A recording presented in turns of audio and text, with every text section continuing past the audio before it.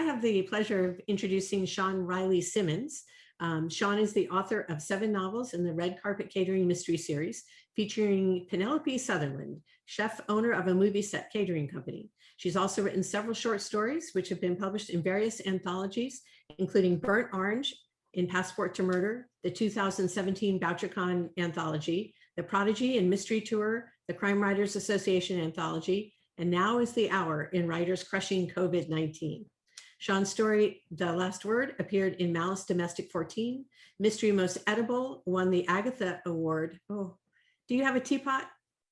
Is that the... I haven't gotten it yet because we haven't been there yet, but I'm going to get it next year. I'm very looking forward to that. So, okay. Very distinctive Agatha Award for Best Short Story in 2020. Shawn also won the Anthony Award for Best Anthology or Collection for co-editing the same anthology. Shawn serves on the board of Malice Domestic and is the co-owner, publisher, and editor at Level Best Books. She is a member of Sisters in Crime, Mystery Writers of America, the International Thriller Writers, and the Crime Writers Association in the UK. I don't know where you find time to do all this. She lives in historic downtown Frederick, Maryland with her husband and son. So I can't think of anybody better than to talk about short stories than Shawn. So I'm just gonna go ahead and turn it over to you, Shawn. I am so excited to be here. Thank you so much for having me. Excuse me, I really appreciate just being in your presence, and I'm so appreciative of it. Thank you again. So I am Shawn, and I think you did a great job of introducing me. I was going to kind of run through my bio, but you just did that, so I don't have to do it. Stories, and so that's what I will launch into. And it's so funny because when I was starting out to be a writer, the first thing I ever got published was a short story.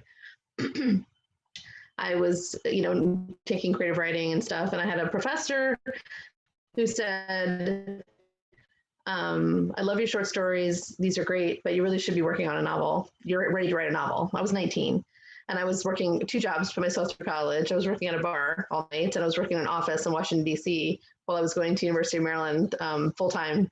And so I had, you said, I don't know where you find the time. I've always lived this way. I've always lived, burned the candle at both ends my entire life, it seems like. So that was very encouraging at the time, but I just felt like at that age, I just didn't have confidence. I didn't feel like I had anything to say at that point. I was reading, Faulkner and Shakespeare, and I'm like, am I good enough to write a book at this point? Like, I'm not sure what I'm supposed to be writing about. So it took me a long time to gain the confidence to get to the point where I felt like I could sit down and write a novel, which I eventually did. But I always loved the short story, and that was where I found my first success. And I've always done both. And not everyone will prefer to write short stories only. And just this week, I did a Zoom pre-recording panel for the best. I'm actually nominated again this year for the Agatha for a short story again, 2 years in a row, which is great. Totally unexpected. Did not think that was going to happen. And we did our panel, and there are 2 panelists, and all the people in my category this year I'm dear friends with, very close friends, personal friends, gone on trips together friends. And we're very close, and two of the people that are nominated exclusively write short stories. And then there's 3 of us that write both. And I think we did have a talk about that, and the moderator was great. He asked that question, like, what is the, make that choice, basically. And the 2 people that write exclusively short stories had very interesting responses. And they said, I like to have a project. I like to be able to sit down and have my project and have an insight. Like, I don't know that I could do a marathon. I don't know that I could, or I have no desire to write that long project. I want to have my ideas come and be done, within in less than a year, I guess, basically what it kind of takes to write a novel sometimes. And that was really interesting for me to hear, but it's true. You have to really decide, what is this going to be? And then a couple people on the novel short story side that would do both. And one person said, sometimes I write a short story because I just want to see if it might work into a novel. And I thought that was very interesting because I never approach it that way. To me, it's like cross-training. Like, I'm going to write a short story or I'm going to write a novel. I don't, the 2 do not entertain each other. They didn't, the twain, they don't come together. So I think I'm saying all this to illustrate the point that you do whatever you like to do, and there's really no right or wrong answer. but it is, for me, it's a completely different discipline. But I'm also very structured in my lifestyle. I like to live in a very structured way. I wouldn't start a short story thinking it might spread into a novel. I just don't think my brain could comprehend that. But why write short stories? So for me, I love writing novels. I've written 7 in my series. I write a culinary mystery series, and it's based on, I used to work as a chef on movie sets. So my character does that as well. Mystery series with a culinary infusion, and that is the structure. So in my novels, I can't really have like a serial killer running through and killing a bunch of people. That's just not something that you do in a traditional mystery. But in a short story, I can totally do that. So for me, it's like it's a lot of reasons. It's an escape from that structure. I can do whatever I like. I can be dark. I can be funny. I can create a brand new character and then never have to visit that person again. Like, it's a very nice place to go for a writer in your mind to create a whole new project that has nothing to do with anything else you're doing. So that is one attraction for me. I also like to use them as like a palate cleanser in between novels. It's nice to write something totally fresh and new, and who knows if it's even going to show up anywhere, but it's just kind of fun to work out a new idea or try something different. So that's another reason I like to write short stories. And also, we were talking on this panel this week about the challenge of it. It's really fun to, when you see a call, like, so-and-so Bouchercon puts out a call for Florida mysteries. I'm like, I grew up in Florida. 5,000 words, it has to have something to do with this, or whatever the call might be in any situation. It's really fun to put yourself through that test. It's like training for a short race or a long race. It's like, how can I do this? Can I make this happen? Can I write a really great story that fits all these parameters? And that's another reason I think it's good. I call it cross training. As you can see, I like to work out a little bit too. So running and then sprinting and then, longer marathon kind of things. So those are the reasons I think to write short stories. And they're fun. They're also fun. There's not a huge commitment. You can sit down and kind of knock one out in a weekend if you want to. There's different types of short fiction. Short stories are generally 1,000 to 7,000 words. If you get over that, you're kind of going into the long short stories or novella kind of area, but most anthology and magazine kind of places would like for you to be in that range. But then there's things like flash fiction, which are 1,000 words or less. And then there's 6-word stories. Sometimes people want you to write a story in 6 words, and that's super fun to try to do something like that. So those are different things you can look for and try. How I would structure, and then I have actually, and you told me not to say this till the end, I have a PDF that I will send out to everyone. It's sort of like a instruction manual on my theory on how to write short stories and what to do. And actually, I will make it available on my website, ShawnReillySimmons.com, for anyone that might want to access it. I'll put it on my short story tab because it's a fun thing.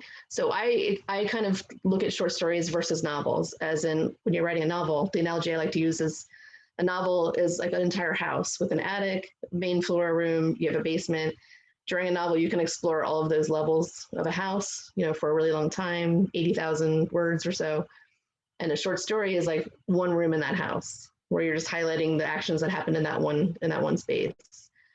And you have to really you have to limit your focus to that one area, because if you can't really do a lot of, character exposition or internal thoughts or things like that. So you have to really be economical in your words. And when writing, you would definitely need to use one word in place of 3 or 4 anywhere that you can. And I think that's a really great exercise as a writer as well, because can I say this in 1 word, or do I need to use all these 4 words? Probably you can do it 1 word if you can really think about it. Do I need to say this thing? Do I need, any of this other information that I'm sharing? And that strengthens you when you go, if you're doing both, it strengthens you as a writer when you go back to writing novels, because you get rid of a lot of the fluff and needlessly said things, I like to say. And a lot of times, if you just get rid of dialogue tags, you're cutting out hundreds of words. He said, she said, he said, she said, could be so repetitive. So I like to think, like, do I really need to say he said, she said? Everyone knows who's saying that, right? Those, you can eliminate those and save a lot of words. So yeah, but that's how I came about it. That's how I like to approach it. I love writing short stories. I love writing novels too, but short stories are really find that's where I have the most fun, I think, as a writer. So does anyone have any questions? Oh, I think there's questions. Should I answer some of these questions? Yeah, I'll help you look at those. I think Nancy had one here. It was, it's funny that you described taking time to write a short story as a palate cleanser. That's exactly how she thinks about it. She's curious, do you plot or pants your short story? Oh, I'm not good at plotting anything. I kind of live my entire life like in the moment. I haven't planned anything, it seems like. I wrote my first novel just, and all my stories have never been thought out. I just sit down and I have an inspiration for an idea, thoughts, and I just get it all out. And then I go back and I refine and make sure it makes sense and fill any plot holes and that kind of thing. But when I wrote my first novel, I would just fall asleep thinking about the next scene. That's how I fell asleep, because I had a brand new baby. My son will be 11 this summer, and he was not a good sleeper. So I didn't sleep a lot either. So I would try to lull him to sleep, and I'd be trying to lull myself to sleep. And how I got myself to go to sleep was thinking about my book and the next scene that was going to happen. And then I would wake up in the morning before he did and just write it down real quick. And that was a really good method. But then he got older and he started sleeping. So I had to figure it out on my own. But then the second book, I had a publisher and a contract and a deadline, which nobody cares what you're doing when you have no, deadlines. You could write whenever you feel like it. They were expecting a book the next time. I'm going to be nicer to myself. I'm going to make an outline and I'm going to be more professional and and I took 2 weeks, I think, to do the outline. And then the next day I immediately deviated from the outline. And I was so mad at myself for wasting that time, in my view, to do that when I wasn't going to stick to it anyway. I just couldn't make myself do it. So that showed me that that's not my method, but I totally have friends that swear by it and it works for them. And I think you just need to find what the thing that works for you. It just doesn't work for me. So I'm a seat of your pants, sit down and be inspired kind of person. I also don't plan out a lot of other things in my life too. So I think that's just my personality, but I'm a free spirit. I don't like a lot of rules and things, but yes, so that's my answer to that question. And then Jamie says, how do you approach a short story versus a novel when you start the first pages? Well, I know for sure that it's not going to be a novel when I sit down to write a short story. And the way I think of a short story is like a scene of a movie or a scene, that's the one thing I will say about short stories. It's sometimes I read a lot of submissions for things. I read blind submissions. I've read, in 1 year I counted it up, I read north of 700 short stories, blind submissions of people from everywhere in the world. And some people think just, oh, this is a cool conversation these people had, but that's not really a story. Like, it has to have a beginning, a middle, an end, conflict, character development, a resolution, all those things. So to me, that's a story. So it's not just a scene in a movie, but it's, for me, a short story is a contained novel, a very, very short story, very short beginning moment. That's the challenge, getting all of that done in 5,000 words. So yeah, knowing what the structure of a short story is very important. And then following through and have it be satisfying at the end. When you finish a short story, you should be satisfied that those answers were, those questions were answered and your character has overcome whatever conflict you've given them in some way. It doesn't have everything doesn't have to be tied up in a bow, but everything should have been addressed throughout the story. And so I sit down thinking, how am I going to do that in 5,000 words? But I usually start with an inspiration of an idea. So the story that I wrote that won Agatha last year was called The Last Word. And I was invited to do a noir at the bar at the first one of the presenters. And I was like, I always like to write a fresh thing for everyone. I don't want everyone to repeat myself because, that's another challenge I put on myself. So I said, well, what should I write for this? And I was kind of due the next weekend. I'm like, but a noir at the bar is great because they don't want you to talk over 5 minutes. So it's going to be kind of short, And I just said, what if, and I think I may have read a bad review of a friend's book or something. Definitely not mine. I don't think it was me. Maybe, I don't remember. But I had read a review and I thought, well, I don't think that person really gets what this writer was trying to do. And that's what I remember thinking. And I thought, what would it be like if a friend of yours wrote a bad review of something that you did? How would that make you feel? So I kind of start every story with that kind of what if this happened? So the story is based on two old friends that have been friends since culinary school, and one of them now is an established restaurateur in New York City, and his really good friend from school is a restaurant critic who pans his restaurant, and it costs him, costs him big time, financially in other ways and stuff. So they sit down and they have a conversation about it, but the conversation goes back through their history of their friendship, and the chef wants to repeat the meal so he can see where he failed his friend in his opinion. So I used to cook for a living, so I love a lot of my stories have food in them.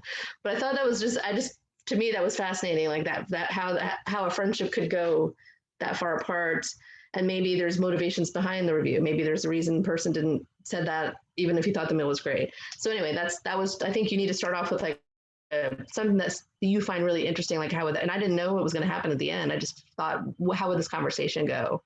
Like, what would you say? And how would you react? So that kind of thing. So I think if you think it's really fascinating, someone else will too. And that's so yeah, that's what I do. I sit down and I think, and I just start writing. And then when it gets to 5, I'm like, oh, I need to stop and I need to go fix it to make sure it sounds like a story. Okay, we're back on track, Shawn. Go ahead. Yeah, I'm here. You can hear me? Yeah, continue. Okay. Somebody says, do you try a character from a novel and have them meet different people? No, I actually have never used any of my novel characters in a story. I just haven't. They're all totally fresh canvases for me. And like I said, it's like my little playground. I get to go and play and have fun. And I actually, when I was younger, I thought I was going to be a musician. I trained to be a musician, a classical musician. My family talked about me going to Juilliard. I was pretty good as a kid and a young adult through college, whatever. I just didn't see it for me. I wanted to be a writer. I always knew I wanted to be a writer. So one of my stories is based on, it's called The Prodigy, and it's based on a musician, because I guess I always have stories about people that are like getting critiqued about something they think they're really good at. That seems to be a theme in my stories. But I also think when you're writing, you have to find something that you really believe in, it's close to you, that you can really talk about. I guess it's kind of like write what you know, but you don't have to write exactly what you know, but something that sparks a passion in you. Then I think you're going to come up with a really good story. Okay. No more questions yet? I think we're good. Okay. Did you want to move on? Did you have, I know that you judge some of so many different contests, and I think people who are already writing short stories, you kind of write the story and then send it out into the ether, and then you have no idea what happens after that.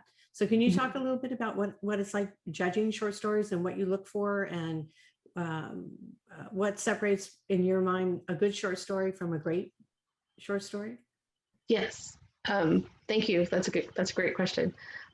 This year, I was supposed to have been in Edinburgh in March. I was invited to the Scottish Association of Writers, invited me to be their adjudicator for their short story competition. Obviously I couldn't go, so I didn't go, but I did it virtually, and it was really fun. And they sent me 45 stories written by Scottish people. And at first I'm like, am I going to understand? That's going to be something I can do. But then, and also when you have an open call, you never really know what you're going to get. And I've had that situation with other things, but the Scottish one was such a treat and a surprise. And they were such wonderful stories. I mean, there's maybe only like 2 or 3 that I just didn't really care for, but they were so good. I had a really hard time choosing. I had to choose 5. The grand winner, the grand prize, and honorable mentions, and all the way down to 5. And I struggled with it for like a week. I thought about the stories. I went back and reread the stories, and they were amazing. And there was only like 2 that were super Scottish in the way they were speaking. So I was telling Maddie earlier, I just pretended like Sean Connery was reading them to me, and then I sort of got it. I'm like, okay, I can understand what they're saying. But it was really fun to go through that process, and to meet all of those writers. I'm not going to run into them, in Frederick, Maryland. So that was really cool experience. And prior to that, I've read, I counted it up one year. I think I read like over 700 stories for different anthologies and competitions and things. But the one thing I do look for in a short story, it has to be a story. And that's number one. It has to be not just like I was saying earlier, not a cool conversation I thought they might have, somewhere. Although that can be a story too, if there's a beginning, a middle, and an end, conflict resolution, and character development. And I think that I would look for that in any novel and any short story. So that's, and I think that's the gift that you have as a short story writer, is having, I really connect with these characters in 20 pages. And I really want to see what happens to them after this or before this, or I'm done reading about them because I don't like them, but they made me feel a certain way. And I responded to it. And I think that is the gift of any writer in any situation, writing radio commercials, which I used to do too, or writing short stories, or writing flash fiction, or writing 6 words, or writing novels. Like that is what we're all striving for. All of us, we're all striving to have a connection to our reader, because there are so many things to read and so many things happening in our lives. We're so distracted. You really want to have that connection. And that's our job, is really to find that and make that happen. So I know when I've read a good, it's what is that famous thing, the pornography, when I don't know what it is. I can't describe it, but I know when I see it, kind of. That's how I feel about short stories. I can't describe really what makes them perfect, but I know when I've finished reading one and I'm just like, wow, I need to go back and read that again, And I think that's Shawn, as soon as you said pornography, everybody's head went up on the screen. So that was, I don't know if you just threw that in to see if people were paying attention or not, yes. but yeah. That was effective. Yeah. Yes. Telling a dirty joke in the middle of a presentation is always the best way. Yeah. So I know you said it's hard to isolate what makes a good short story, but when you think of short stories that stay with you, what is it that is the primary component of that? Is it, I mean, how do the writers draw the characters or lay out the conflict or whatever that makes it different that makes it stand out? Yeah. Well, one of the greatest things I think anyone can do is have a really great opening line, like a first line. And I have a couple of examples that I have, but there are some great first lines in fiction where you're just like, oh, this is fascinating. I need to find out what's happening with these characters and what's going on with the story. And I think right away, grabbing the reader's attention with, it was the best of times, it was the worst times. It's like, okay, well, what does that mean? I need to find out what they're talking about. I think crafting a great first paragraph is the perfect way to begin a great short story. And I think developing a character, you don't have the luxury of time or words in a short story. So you're really going to have to, I always try to recommend differing the way people speak to each other, because oftentimes I'll read a story and everyone's talking to each other and it all sounds the same. Like they're, but even people that grew up in the same household, my sister and I do not talk the same. We have very different speech patterns. We're different personalities. So I think I find that kind of lazy sometimes when I read a book or a story. I'm like, well, they're just speaking to each other as if the same person is talking back and forth. And I just don't, I think that's a really great way to inject flavor into your character, giving them a tick, giving them a different way of saying a word. Maybe they use a word wrong somehow, and that just makes you laugh because you're like, oh, okay, well, that's something unique about that character. There's ways you can do it without using words. You can, give your character dimension in different ways. And I used the example in my presentation that I'll send you guys. When people sit down to eat, everyone grew up in different households. Everyone does different, dinner differently. I always go back to food, as you know. But I said to one person, how am I going to make these people feel different? Well, maybe he tucks his napkin into his collar instead of putting it on his lap. And that kind of tells you, like, maybe what kind of household he grew up in. Like, maybe his parents, were different, or maybe they didn't sit at a table together. Maybe he ate in front of the TV every night, But if you do little different things with your characters, you don't have to, do a bunch of backstory exposition. You can just hint at different differences, which I think gives them dimension. And I would highly recommend everyone do that in short stories and novels, texture. So the emotional part of these short stories, the emotional hook, I'm trying to remember, I think it was Bouchercon in St. Petersburg, where they had the Florida anthology that was there. Mm-hmm. And I was reading some of the stories in there, and they were all great, but there were some stories that just stuck out because they just pulled you into the emotional stakes, I guess, of the story. So, and you've won, in addition to judging, you've won these contests. So how do you go about injecting those emotional stakes in how many words did you say? Let's say for the Bouchercon, what is the short story length, the number of words? Usually they ask, it's between 5,000 and 6,000 usually is what they ask for submissions. And mostly those are blind submissions, so there's judges reading, they don't know who you are when you're sending them in. And therein lies the other challenge where you really have to make your work sing. And it's, like I said, it's very hard. It's a hard thing. It's a very hard thing to explain. But I think we've all had that experience when you're finished writing a page or anything that you've written that day, and you sit back and you're like, damn, that's good. Like when you get that feeling, it's like when you made a really good dinner, you're like, this is really good. Like I know how to do this. I can do this every day, but this is a good day. Like this is what I wrote right now is making me want to cry. And I know that's really good. I think that's when you know that you have a shot at getting into something. Because every time any of these stories that I've been successful with, I felt really good about them. Like I wasn't embarrassed by anything, or I didn't send it in and say, oh, I wish I would have changed that. Like I felt really great about them. And that's also very for your own mental state as a writer, because there's lots of rejection and disappointment and hurt feelings sometimes in this industry. But I've sent stuff in and I said, I don't care if anyone else likes it. I really like it. And that's fine. It'll be fine. And I think if you let it off into the universe with that attitude, it doesn't matter what happens. It's going to be, you send it off with a good wish, like your kid off to college. Like, I hope you do really well.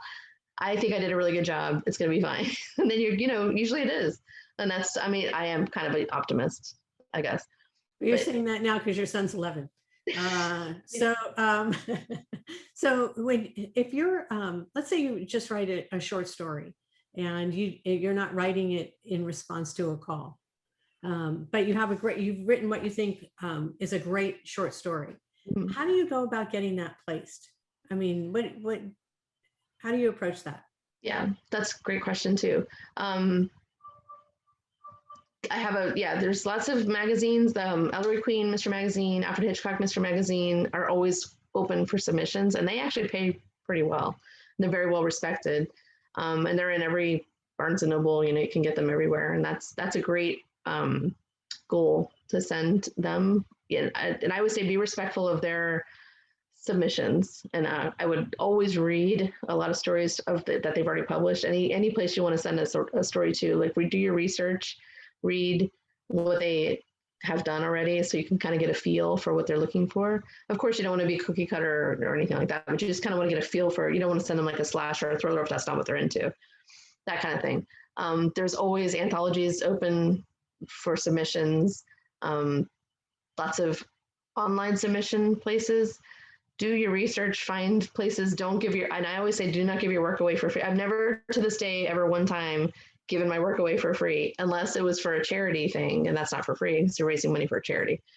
But I think, research the market, find the place you would really like to see your work, and then go for that goal and get there. And try submitting. And sometimes it's so funny because you'll send a story into an anthology, it'll get rejected.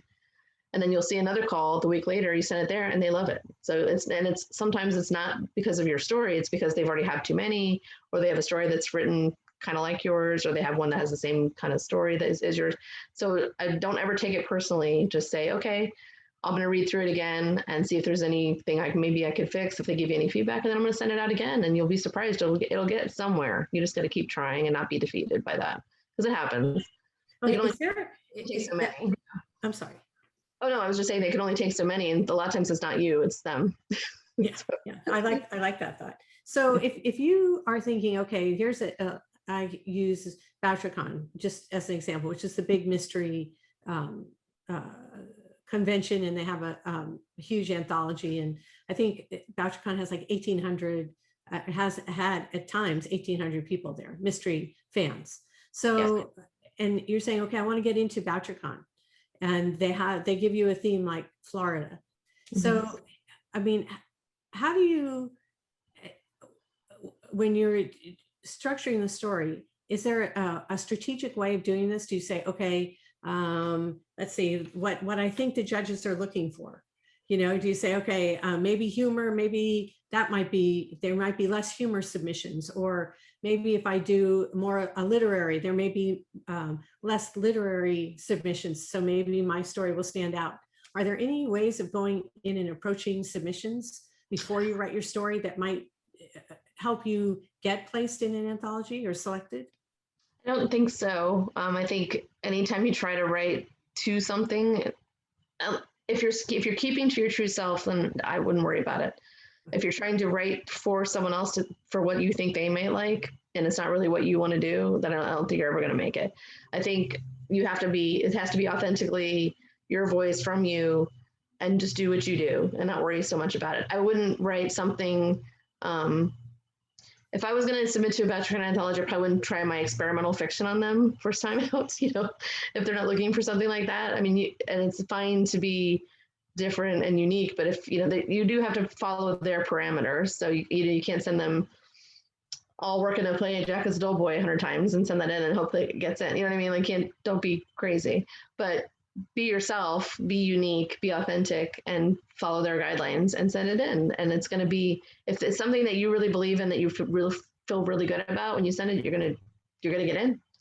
I mean, when I got into the Bouchercon Anthology, I was as surprised as anyone could be. I couldn't believe it. I just was on a whim. I said, well, I have this idea. And I just had this vision of, I grew up in Fort Lauderdale, and we would go, my family lived in the Midwest, so we'd have to drive up 95.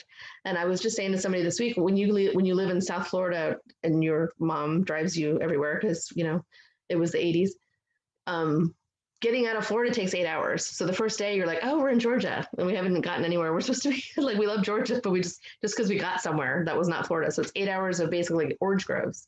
So you're looking, and it's very flat, and it's all just orange groves. And I just remember being a kid looking out the window. This is before a lot of devices and things. You just see like the orange. You could be like mesmerized and hypnotized by the oranges just going by the car, like rows and rows of oranges. So that was a vision in my head. I just remember that as a kid. And I thought of a story like, what if you were so bored because it's the 80s and there's no like iPhone to hold up to your face and you're staring. I mean, I read a lot of books, but I would get car sick too much. I had to kind of look out the window. And I had a vision of a girl. What if she saw something? She saw a girl basically being kidnapped, but she was the reason they're on this road trip is because she's gotten in so much trouble at school, and she's basically being driven. Her mom's driving her to a reform school to go live with her grandmother because her mom can't take it anymore. And so she's been lying a lot. So she sees something, and she tells her mom, "I saw something." She's like, her mom's like, "You know what? You didn't see anything. You're just trying to distract us from this. You're going to go to this reform school. We're not turning around." So that was my inspiration for that story, because I thought, well, that's believable. It made me think, like, what would this girl's motivation be? And then the girl goes on to figure it out. And I love that story. I have a very, very strong connection to that story. And I sent it in. I'm like, I don't care if they like it. I like it. I love the story. And they liked it. And I got in, and I started crying. I couldn't believe it. And but I think that's the only thing I can offer the advice. It's like, it's something that you can connect with. You write it the best you can, and you feel great about it, and you cry when you read it, and then you're like, oh, and again, if they don't like it, who cares? Because it's great. Good. I love that. Okay. The inspirational part of this. So, okay, let's have, okay, we talked about that. Nancy said, you're so multi-talented. Do you have any tricks for quieting the world so you can focus on your work? No, I don't. I do not. I don't. I'm so tired. No, I'm kidding. I get up really early and I go to bed late, and I need to stop. I need to figure something out. But I like to write early in the morning before the rest of the world wakes up, and that's when I have my time to myself. And then I like to stay up late because I like to watch British murder shows, and then I go to sleep and I do it all over again the next day. But I do work. I work at Level Best during the day most days now, and I work for Malice Domestic, which is happening. More Than Malice is happening in July, so I'm really heavily working on that right now. But that'll be done. And I always have my summers off, as I like to say. Not really anymore, but yeah, no, I don't have any secrets for that. Just be nice to yourself is all I can say, and go out for drinks once in a while and have fun. You can't be all working all the time. See, you get the best advice here at SCWA. Okay. Okay. This is from Jamie. Does a short story have to tell a lesson? Is her first question. And then how many rewrites do you typically do on a short story?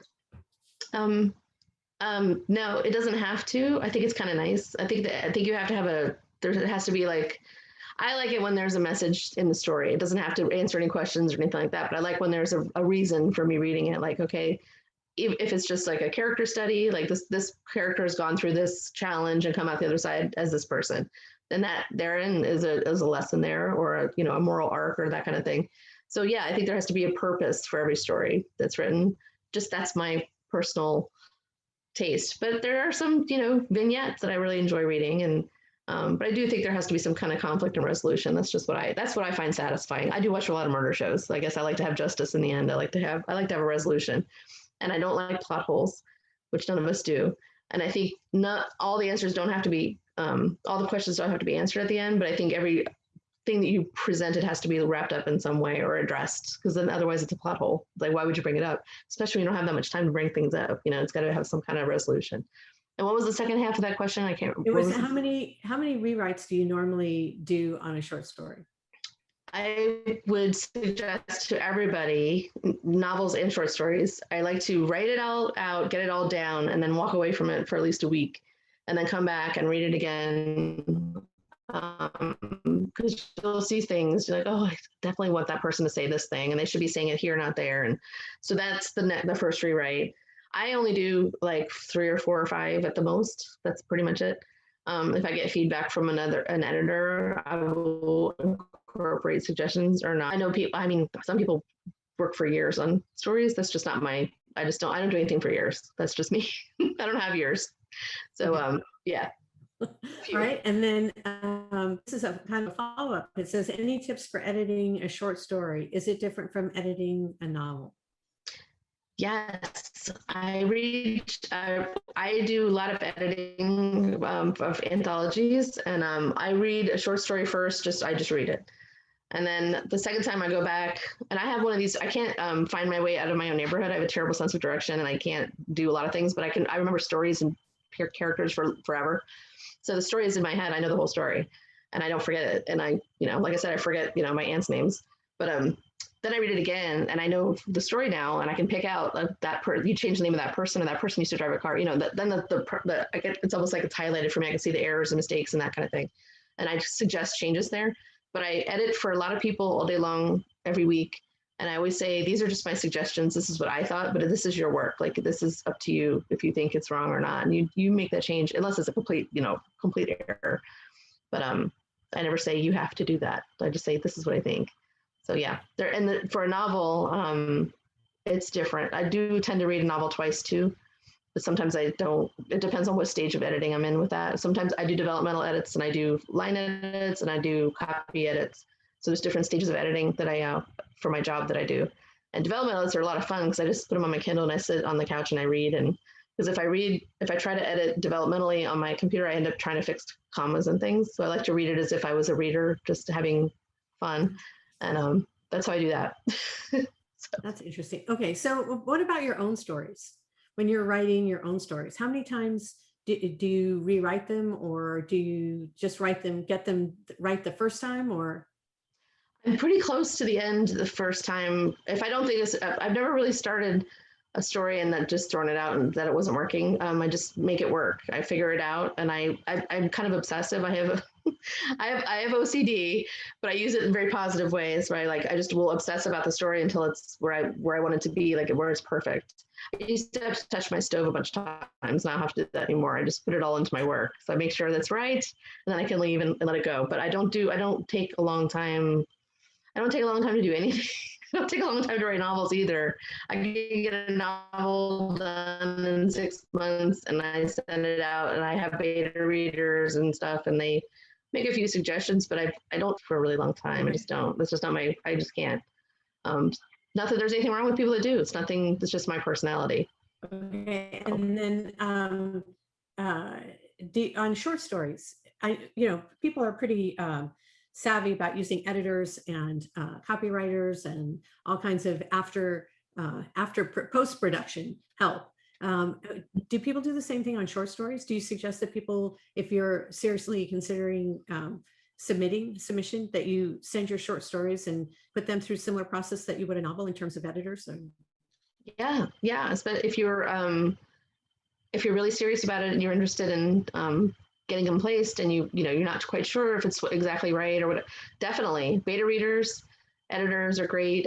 Dear friend of mine who's actually nominated along with me, who's on this panel with me this week, is Barb Goffman, and she's a master short story writer, and she's an editor. That's her day job, and she gives insightful edits and developmentally, and she's great.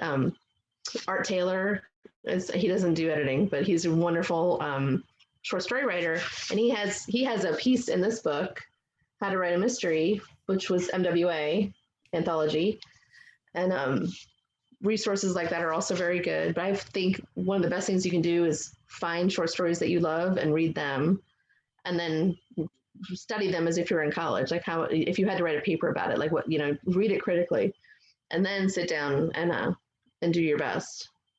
That's what I think. All right.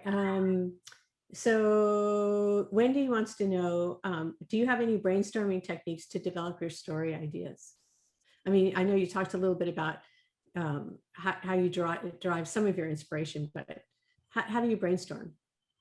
I just think about it all day.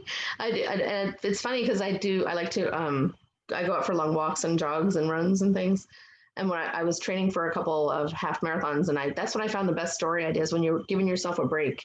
You're not like trying to force it, like you're doing something else, laundry, dishes, running, walking, waiting in the school pickup line, those kinds of things.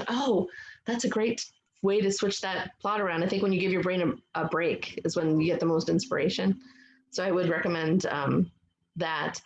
I keep Google Notes on my phone if I'm ever out. I have 100 Google Notes in there just about story ideas, different things, and I will make sure I write it down because I will forget. So I have a lot going on. I tend to work on things when I'm sleeping. I think I wake up with, I figured it out after I've dreamed about it all night. I think that's a big one too. Just giving yourself the room to think and breathe, and not being too hard on yourself if you can't think of it that much, because it's going to come to you eventually. Okay. And do you have ideas, like if sources, like let's just say if you're a mystery writer, how do you go about sourcing or any writer, a short story writer, how do you go about sourcing anthologies and places to submit? There's an association online. It's the Short Mystery Fiction Association. I think it's SM. It's very close to your name, but it's short fiction. They put a lot of they post a lot of anthology calls, that kind of thing, markets to go into. Every single year, Bouchercon has one. And I think if you're going to pursue short story writing as a career, just pick some landmark ones that these are my goals for this year. I'm going to submit to these 4 places. So Malice Domestic has one every year, that's going to happen. And Bouchercon has one every year, that's going to happen. And it's basically the same time of year too. So you can schedule yourself when I need to have a story finished and, be thinking about it, when you're off time in between novels or whatever else you're doing. And then look into the magazines I mentioned, and there's Black Cat Mystery Magazine is always looking for stories, and King's River Life, King's KRL, they're often calling for short stories. So there's other ones you can fill in your year, and just have them be goals that you want to achieve. Like I am definitely going to write a story for Malice Domestic this year and send it in by the deadline, and I think that's a great way to start. Your local chapter of Sisters in Crime or MWA oftentimes will have a call for. So would that be the same for like science fiction writers and anybody out there? You know, kind of just doing your research and getting out there and maybe starting with the conventions and going from there. Yeah, and the Short Mystery Fiction Society is a great place because they have everything there, and they're not just exclusive to. Well, they do mostly mystery, but they do have a sci-fi wing too. But yeah, it's online. Just, if you just Google where do I submit short stories, you'll find lots of markets that are open. Make sure it's a legit place and don't have them don't pay for anything. That's the one thing I will say. Okay, so Diana says, what about writing stories to use for lead magnets? A lot of new authors need something to entice readers to join their mailing list. Would you write those about a character in your novels or do something that was totally disconnected?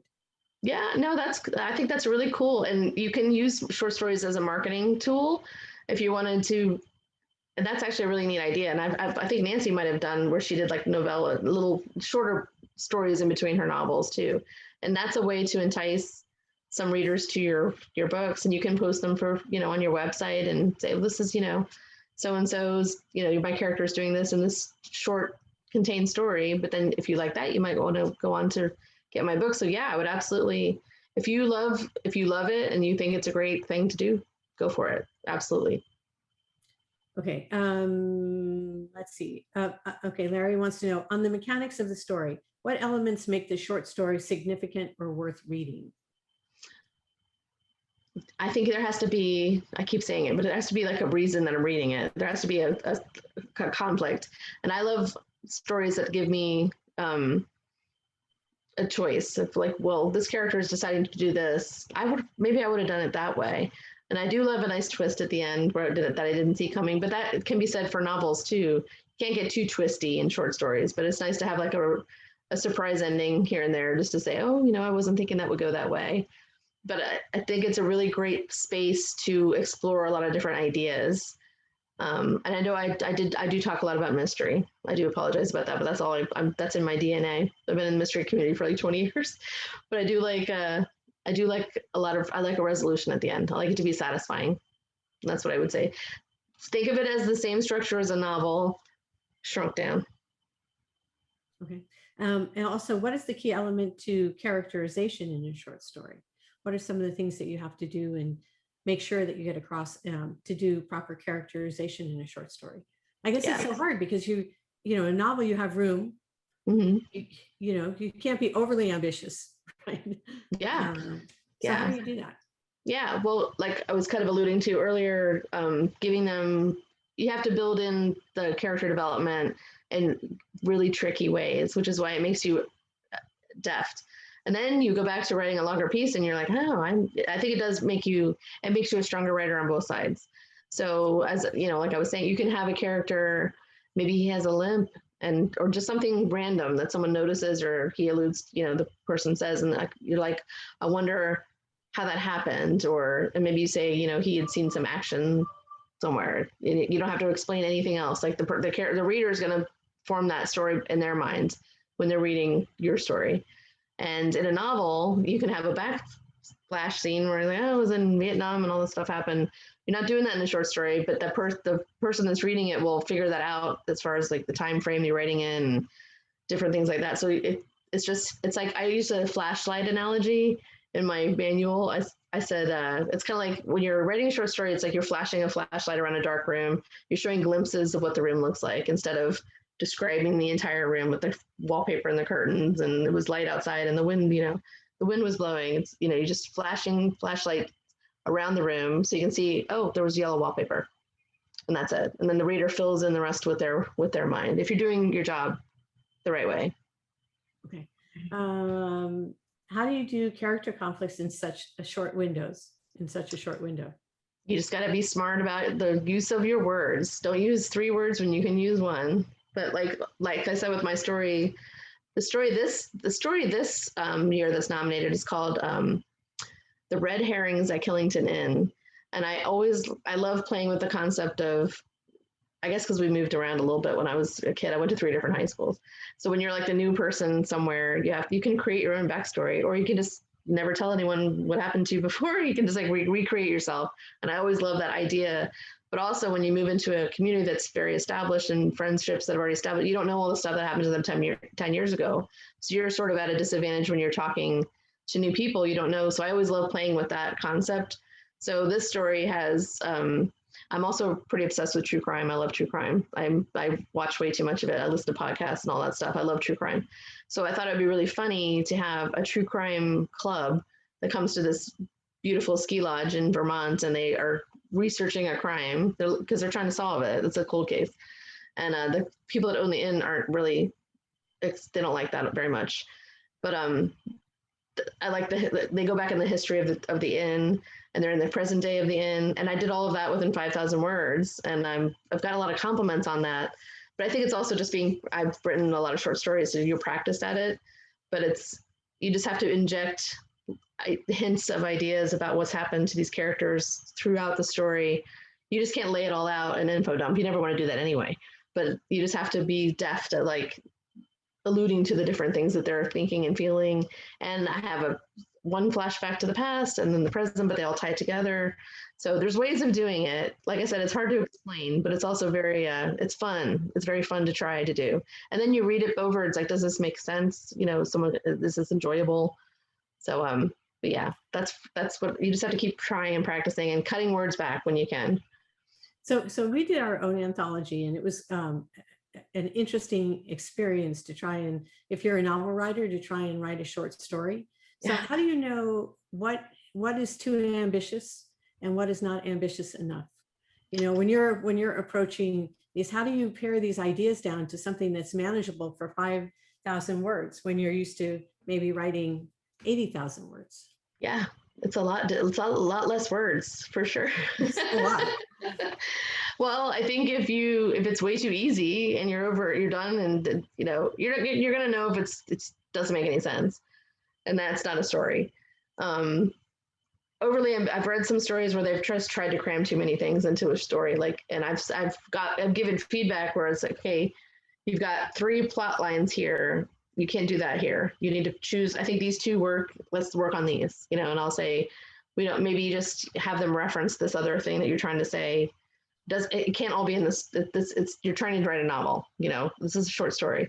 So you just have to have a good reader that will give you honest and kind feedback and say, this isn't working. Let's just work on, this is the strongest story. This is the strongest plot in the story. Let's flesh that out and make that be the story. You know, I think honest feedback from a trusted, not your mom, someone that will tell you, you know, that you need to work on it is good to find a person like that. Unless you have an Irish mom and she'll tell you. Yeah. What, as an editor, you do a lot of editing. What do you think are the biggest issues that you find in the writing that you get or that's submitted to you in general from writers? The things that people should be looking at before they submit anywhere, whether it's short stories or to agents or editors. We get a lot of submissions at Level Best, and I think there's 500 in our queue right now to be read. There's 3 of us, and we have a couple other people now helping us read, but it's a lot of submissions.